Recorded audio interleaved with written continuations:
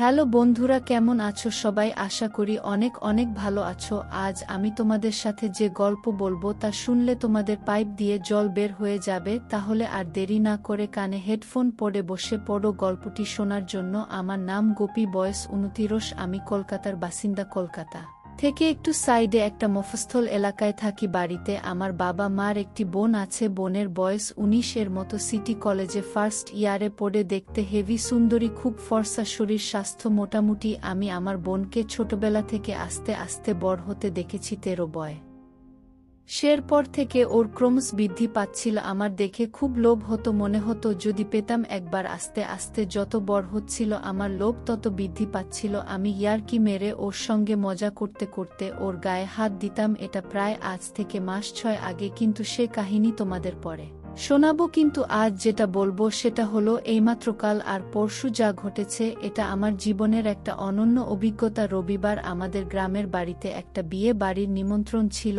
আমাদের সকলের সেখানে নিমন্ত্রণ ছিল, কিন্তু বোনের প্রথম বর্ষের এক্সামের তৈয়ারি নেওয়ার জন্য ও বল যেতে পারবে না। আমিও বললাম আমার অফিসের কাজ আছে তাই যেতে পারবো না। মা আর বাবাকে বললাম তোমরা দুজনে যাও, আমি আর সুমনা বাড়িতে আছি। ওরা রাজি হয়ে গেল। শনিবার বিকেল বেলায় বাবা আর মা চলে গেল। আমি আর সুমনা বাড়িতে রইলাম বোনের সঙ্গে মস্তি করে। সন্ধেবেলায় আমি বেরলাম আড্ডা মারতে। আমার দুই বন্ধু রাহুল আর পঙ্কজ ছিল সেদিন। রাহুল একটা কোম্পানিতে ইঞ্জিনিয়ার, পঙ্কজ ছোটখাটো ইলেকট্রিকের দোকানে কাজকর্ম করে। লেখাপড়াও বেশি দূর করেনি, কিন্তু আমাদের সঙ্গে পড়তো বলে বন্ধুত্ব আছে। আমরা একটা জায়গায় আড্ডা মারতে মারতে বিয়ার খাচ্ছিলাম। বসে বসে গল্প করতে করতে আমি বললাম, আচ্ছা আমার বোন সুমনাকে তোদের কেমন লাগে? ওরা তো অবাক হয়ে গেল। আমি একটা দাদা হয়ে নিজের বোনের সম্পর্কে এরকম বলছি শুনে ওরা প্রথমে বলল ভালো। আমি তারপর ওদের ভেতরের ভয় কাটানোর জন্য বললাম, ওকে কাছে পেলে তোরা কি করবি? তখন তো সবাই হতভম্ব। তারপর কিছুক্ষণ পরে পঙ্কজ বলল, আরে ভাই তুই রাগ করবি বলে বলতে পারিনি, কিন্তু আমার তো হেভি লাগে। ও যখন কলেজ যায় আমি দোকান থেকে ওকে দেখি, যা লাগে না ওকে দেখতে। কতবার তোদের বাড়িতে ইলেকট্রিকের কাজ করতে গিয়ে দেখেছি। একটা সুযোগ করে দে না ভাই, তোর যা লাগে দেব। রাহুল বল, ভালোই হয় যদি কাছে পাই। আমি বললাম বাড়িতে এসময় কেউ নেই, সবাই মিলে একটা সুযোগ আছে, কিভাবে কি করা যায় বলতো? পঙ্কজ বল, চল এখুনি তোদের বাড়ি যাই। আমি বললাম আশেপাশের ফ্ল্যাটের লোকেরা সন্দেহ করবে, তাছাড়া মা যদি জানতে পারে তাহলে খুব বকবে, এখানে হবে না, অন্য কোথাও। তখন রাহুল একটা মস্ত প্ল্যান দিল, বল চল সবাই মিলে দীঘা ঘুরে আসি, তোর বোনকেও নিয়ে যাই। ওখানে গিয়ে হোটেল ভাড়া নেব, তারপর সেখানে সবাই মিলে। আমি বললাম কিন্তু ও কি আমাদের সঙ্গে যেতে রাজি হবে? পঙ্কজ বল, রাজি কাতে হবে, তুই শুধু যেভাবে হোক তোর বোনকে রাজি করা। আমার দীঘায় অনেক পরিচিতি আছে, আমার চেনা হোটেলও আছে, আমি ফোনে রুম বুক করে নেব। আমি বললাম ঠিক আছে, দেখছি। রাহুল বল, না দেখছি নয়, আমি সব খরচা করব, তুই শুধু রাজি করা। আমি বললাম ঠিক আছে। তাই আমাদের ঠিক হলো আমরা তিনজন দীঘা যাব। আমার বোন সুমনাকে নিয়ে। দীঘা হলো ওয়েস্ট বেঙ্গলের সবচেয়ে বড় সি বিচ, খুব সুন্দর জায়গা। আমি ওখানে 3-4 বার গেছি। কলকাতা থেকে 4-5 ঘন্টার পথ বাসে করে যেতে হয়, এছাড়া ট্রেনেও যাওয়া যায়। এবার কাহিনীতে আসি। আমি বাড়িতে এসে বোনকে বললাম, সুমনা বাবা মা তো নেই, চল না কোথাও থেকে ঘুরে আসি। আমার দুই বন্ধু আর দুই বান্ধবী যাবে, সবাই মিলে মজা করতে করতে যাব। ও বল, দাদা আমার যে পরীক্ষার সামনে পড়াশোনা করতে হবে। আমি বললাম চল না, একটা দিন তো আমরা সবাই মিলে খুব মস্তি করব। আর তাছাড়া তো তুই তো জানিস আমার বন্ধুদেরকে, সীমা আর আঞ্জু যাবে সঙ্গে, তোরা তিনজন মেয়েরা মস্তি করবি। এইভাবে অনেকক্ষণ ধরে বলে ওকে রাজি করলাম। বললাম ব্যাগ প্যাক করে নে, বিচে স্নান করতে হবে, সেই অনুযায়ী হালকা কাপড় জামা নিবি, সকালে বেরবো। রাতে শুয়ে শুয়ে রাহুল আর পঙ্কজকে ফোন করে দিলাম। সকালে দুজনে বেরিয়ে পড়লাম। রাহুল আর পঙ্কজ পরের স্টপেজে উঠবে, আমরা বাসে উঠে পড়লাম। পরের স্টপেজ যথারীতি রাহুল আর পঙ্কজ উঠল বোনের পাশে। আমি বসেছিলাম 2-3টাতে স্টপেজ পর। যখন কোনো মেয়ে উঠল না তখন বোন আমাকে বলল, কিরে দাদা, তুই যে বললি সীমা আর আঞ্জু আসবে, কই উঠল না তো? আমি বললাম ওদের বাড়িতে কি প্রবলেম হয়েছে তাই আসতে পারেনি। বোন তো চিন্তায় পড়ে গেল, বলল তাহলে কি হবে? আমি বললাম চিন্তার কি আছে, এই তো আমরা তিনজন আছি, 4 জনে মস্তি করব। বোনকে খুব চিন্তিত দেখালো আর পঙ্কজ ওর সঙ্গে গল্প করতে লাগলো। বাস দীঘা পৌঁছালো। 12টা নাগাদ আমরা সবাই বাস থেকে নেমে হোটেলের দিকে রওনা দিলাম। পঙ্কজ আগে থেকে হোটেলের রুম ঠিক করে রেখেছিল। গিয়ে দেখলাম খুব কনজেস্টেড জায়গা। হোটেলটা ছোট ছোট খুপুরি খুপুরি রুম, খুব একটা পরিষ্কার নয়। আমি বললাম, এরকম জায়গায় কেন ঠিক করলি? কোনো ভালো জায়গায় ফ্যামিলি হোটেল পেলি না? পঙ্কজ কোনো উত্তর দিল না, বল, যা ঠিক করেছি তাতেই চল, বেশি কথা বলিস না। পরে জেনেছিলাম এটা আসলে একটা কম দামি হোটেল। বাইরে থেকে যারা ওসব কাজের জন্য এখানে আসে তারা এখানে থাকে, এদের নিজস্ব সার্ভিসও আছে, কেউ কেউ সাথে নিয়েও আসে। যাই হোক, আমরা 2টো রুম বুক করলাম, একটা বোনের জন্য আরেকটা আমাদের 3 জনের জন্য। আমরা রুমে ঢুকে প্ল্যান করলাম বিচ যাওয়ার আগে একটু ড্রিঙ্ক করব, তাই বোনের রুমে নিয়ে গিয়ে বললাম, তুই ফ্রেশ হয়ে নে, একটু পরে বিচে যাব, আমরা খাবার নিয়ে আসছি। এই বলে আমরা বাইরে গেলাম, একটা বারে বসে বসে হুইস্কি আর খাবার খেলাম। আধ ঘন্টা পরে ওখান থেকে বেরিয়ে বোনের জন্য খাবার কিনতে গেলাম। এসে দেখি পঙ্কজ আর একটা ড্রিঙ্কস কিনেছে। আমি বললাম, কি হবে এটা? বল, কাজে লাগবে। আর একটা স্প্রাইটের 500 ml কিনে রুমে এলাম। রুমে এসে পঙ্কজ স্প্রাইটের বোতলটা একটু খালি করে ওতে ড্রিঙ্কসটা ঢেলে দিল। তারপর বলল, চল এবার সুমনার রুমে, বলে সে খাবারটা আর স্প্রাইটটা নিয়ে সুমনার রুমে ঢুকলো। আমিও গেলাম, গিয়ে বললাম, তুই ফ্রেশ হয়েছিস? বোন বল, হ্যাঁ দাদা। আমি বললাম, খেয়ে নে, তারপর বিচে যাব। পঙ্কজ ওকে স্প্রাইটটা দিল, বল, সুমনা তুমি এটাও খেয়ে নাও। আমরা বসে বসে গল্প করতে লাগলাম। খেয়ে দে স্প্রাইটটা খেতে লাগলো। বল, দাদা স্প্রাইটটা এত করা কেন? বলতো পঙ্কজ। বল, হয়তো ডিপে ছিল তাই, কিংবা হবে হয়তো আগেকার জিনিস, তুমি খেয়ে নাও, কিছু হবে না। বলাতেও খেতে লাগলো। আমরা ওকে বললাম, তুই খেয়ে রেডি হ। আমরাও রেডি হচ্ছি, বিচে যাব। তারপর আমরা 1-0 মিনিট পর রেডি হয়ে সুমনাকে ডাকলাম। ও বেরিয়ে এলো, একটা রেড কালার জিন্স আর একটা গ্রিন কালার টপ পরে। পঙ্কজ ওকে বলল, সুমনা এই ড্রেস পরে বিচে যেও না, চলো আমি তোমাকে ড্রেস সিলেক্ট করে দিচ্ছি, বলে পঙ্কজ রুমের ভেতরে নিয়ে গেল সুমনাকে। কিছুক্ষণ পর পঙ্কজ বেরিয়ে এলো। আমি বললাম, কিরে, কি ড্রেস দিলি ওকে? পঙ্কজ বল, দেখতেই পাবি, তোর বোনকে কি বানাবো, দেখতেই পাবি। কিছুক্ষণ পরে সুমনা বেরিয়ে এলো, একটা শর্ট প্যান্ট আর একটা লাইট ইয়েলো জামা। ও খুব লজ্জা পাচ্ছিল এটা পরে। বল, পঙ্কজ দা, এটা তো নাইট ড্রেস, এটা পরে বিচে যাব। পঙ্কজ বল, চল, এরকম ড্রেসে বিচে স্নান করার জন্য বেস্ট। তুমি কি স্প্রাইটটা পুরো খেয়ে নিয়েছো? বোন বলল, না, পুরোটা খাইনি। পঙ্কজ তখন বলল, ওটা নিয়ে নাও, বিচে পিপাসা পেলে খাবে। তারপর আমরা বিচে গেলাম। সানডের বাজার, তাই আজ বিচে খুব ভিড়। আমরা একটু সাইডে কম ভিড় দেখে জলে নামলাম। সুমনা জলে বেশি দূর নামলো না, আমরা অনেক দূর এগিয়ে গেলাম। কিছুক্ষণ পরে খেয়াল এলো সুমনা সেখানে একা আছে। ভাবলাম দেখে আসি। সামনে গিয়ে দেখলাম কি হট লাগছে, আশেপাশের কিছু চ্যাংড়া ছেলে ওকে হা করে দেখছে, আর বোন সেটা সম্পূর্ণভাবে বুঝতে পেরে অস্বস্তি ফিল করছে। ঠিক এমন সময় একটা বড় ঢেউ এলো। সুমনা এটার জন্য প্রস্তুত ছিল না, আর ও ছিটকে পড়ে গেল। ঢেউ এসে ওর জামার নিচের অংশটা তুলে দিল, জামাটা একদম ওপরের দিকে উঠে গেল আর ওর সমস্ত অংশ বেরিয়ে পড়ল। এটুকু আমাদের গরম করার পক্ষে যথেষ্ট ছিল। বোন সঙ্গে সঙ্গে উঠে নিজের জামা ঠিক করল। ওদিকে পঙ্কজ আর রাহুলও এসব দেখছিল। এইসব দেখে আমরা তো আর থাকতে পারলাম না, যেভাবে হোক আজ মজা নিতেই হবে। আমরা জলের উপরে উঠে এলাম, বোনকে ডাকলাম উঠে আসতে। পঙ্কজ ওর কোমরে বাঁধা গামছাটা সুমনাকে দিল, বল, চলো আমরা উপরে উঠে বসি। আমরা সবাই মিলে ডাবের জল খেলাম। পঙ্কজ বলল স্প্রাইটটা পুরোটা খেয়ে নিতে, কারণ আমরা ভালোভাবেই জানি যে এর জলের সঙ্গে ওটা খেলে নেশা বেশি ধরে। কিছুক্ষণ পরে আমরা একটু সাইডের দিকে যাওয়ার জান করলাম বলে সমুদ্রের ধার ধরে হাঁটতে শুরু করলাম। কিছু দূর যাওয়ার পর একটা জায়গায় দেখলাম লোকজন তেমন একটা ছিল না। আরও একটু এগিয়ে গেলাম। আমরা অনেকটা যাওয়ার পর দেখলাম এখানে কেউ নেই। এখানে আমরা জলে নামার জন্য ঠিক করলাম। সুমনা বলল সে জলে নামবে না। আমি আর রাহুল সমুদ্রের জলে নেমে এগিয়ে গেলাম। পঙ্কজ সুমনাকে যাওয়ার জন্য বলছিল, সুমনা কিছুতেই যাবে না দেখে পঙ্কজ ওর হাত ধরে টেনে আনলো। সুমনা বেশি দূর যেতে চাইল না। পঙ্কজ ও আর জেদ করল না। পঙ্কজ সুমনাকে জল ছেটাচ্ছিল, সুমো পঙ্কজের সঙ্গে খেলছিল। ওরা দুজনে কোমর জলের মধ্যে যেই ছিল আমরা ততক্ষণে অনেক দূর চলে গিয়েছি, সেখানে খুব মজা করছি।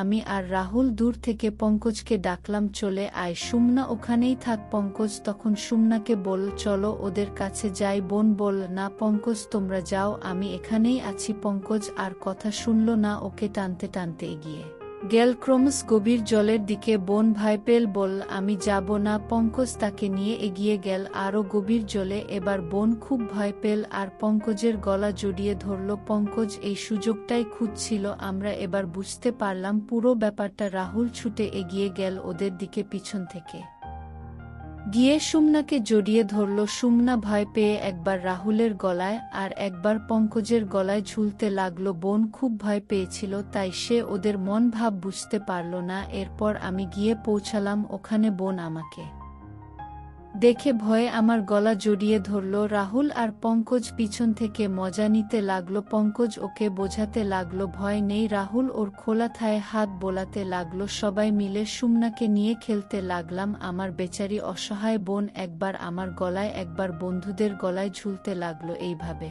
খেলতে খেলতে সুমনার জামার নিচের দিকের দুটো বটন খুলে গিয়েছিল। আমরা এবার সেদিকে মনোযোগ দিলাম। আমি লক্ষ্য করলাম কি অসাধারণ দেখতে আমার বোন কি চকচক করছে ওর স্কিন। এবার বোন বুঝতে পারল ওর সঙ্গে কি হচ্ছে, কিন্তু ওর কিছু করার ছিল না। ও বলতে লাগলো, দাদা আমায় ছেড়ে দে। আমরা ওকে জলের উপরে বসিয়ে দিলাম। তিনজন মিলে অবাধ খেলায় মেতে উঠলাম। তারপর পঙ্কজের গামছাটা আমি ওকে দিলাম, সেটা দিয়ে বোন তার নিচে বেঁধে আমাদের সঙ্গে হোটেলের দিকে রওনা হলো। হোটেলে গিয়ে আমরা সবাই বোনের রুমে ঢুকলাম। বোন ওই অবস্থায় বিছানায় বসে কাঁদতে লাগলো, ভাবতে লাগলো কিভাবে ও আমাদের কাছে বিলি হয়ে গেল। তখন ও কি আর বুঝতে পেরেছিল যে ওর সঙ্গে আরও কি হতে চলেছে, কিন্তু আমাদের তখন ওর অবস্থা ভাবার মতো সময় নেই। পঙ্কজ এসে ওকে বিছানার উপরে ফেলে দিল। আমার বোন সুমনার অবস্থা ওঠার মতো ছিল না, সে একদম চুপচাপ শুয়েছিল প্রচণ্ড ক্লান্ত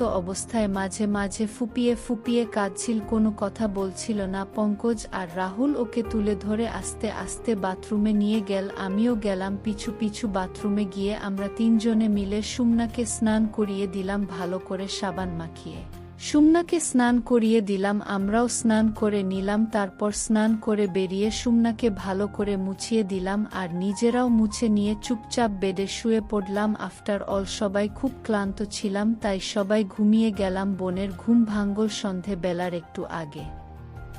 ঘুম ভাঙতেই নিজেকে সকলের মাঝে ওই অবস্থায় পেয়ে খুব কাঁদতে শুরু করলো। ওর কান্নায় আমারও ঘুম ভেঙে গেল। আমি ওকে বুঝিয়ে বললাম যা হয়েছে ভুলে যেতে, কিন্তু বোন খুব কাঁদছিল। পঙ্কজ ও রাহুলের ঘুম ভেঙে গেল, ওরাও বোনকে বোঝাতে লাগলো যা হয়েছে সব ভুলে যেতে। পঙ্কজ বলল আমাকে খাবার আনতে, সবার খুব খিদে পেয়েছে, সুমনা ও কিছু খেয়ে নেবে। আমি উঠে ড্রেস পরে খাবার আনতে বেরিয়ে গেলাম। ওদেরকে বললাম তোরা এবার আমাদের রুমে যা আর সুমানা ড্রেস পরে নিক। ওরা বল হ্যাঁ তুই যা, আমরা দেখছি।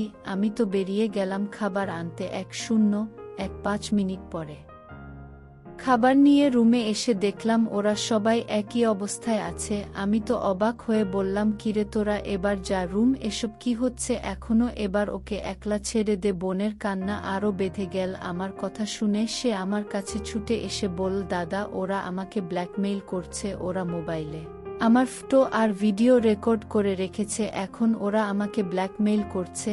আমি রাহুলকে বললাম কিরে এসব কি করছিস? পঙ্কজ বলল চিন্তা করিস না ভাই, তোর বোনকে আজ দীঘার সার্ভিস বানাবো। আমি তো খুব রেগে গেলাম, বললাম চল তোরা এবার এ ঘর থেকে যা। পঙ্কজ বলল এ ঘর থেকে কেউ যাবে না, সবাই এই রুমেই থাকবো আর এই অবস্থাতেই থাকবো, তোর ভালো লাগুক বা না লাগুক। বেশি কথা বললে তোর বোনের ফুটো গোটা দুনিয়া দেখবে, ইন্টারনেটে ছেড়ে দেব। আমি ভয় পেয়ে চুপ করে গেলাম, ভাবতে থাকলাম এরা আমার বোনকে নিয়ে কি করার প্ল্যান করছে। তারপর কথা না বাড়িয়ে সবাইকে খাবার সার্ভ করলাম। বোন কাঁচতে কাঁচতে খেয়ে নীল। কিছুক্ষণ পরে সবাই মিলে ড্রেস পরে বাইরে বেরোতে গেলাম। ওরা বোনকে সঙ্গে নিয়ে গেল। চারদিক ঘুরতে ঘুরতে ওরা দুজন বারবার আমার বোনের অসভ্যতামি করছিল। কিছুক্ষণ ঘোরার পর একটা শপ থেকে ড্রিঙ্কস কিনে নীল বেশি করে আমি বললাম এত কে খাবে রে? পঙ্কজ বলল খাওয়ার লোক আছে। কিছুক্ষণ পরে হোটেলে ফিরে রুমে ঢুকলাম আমরা। পঙ্কজ বাইরে বেরিয়ে গেল, আমি কিছু বুঝতে পারলাম না। বাইরে দেখতে বেরিয়ে দেখলাম পঙ্কজ হোটেল ম্যানেজারের সঙ্গে গল্প করছে। ম্যানেজার হাসতে হাসতে ওর সঙ্গে কিসব গল্প করছে।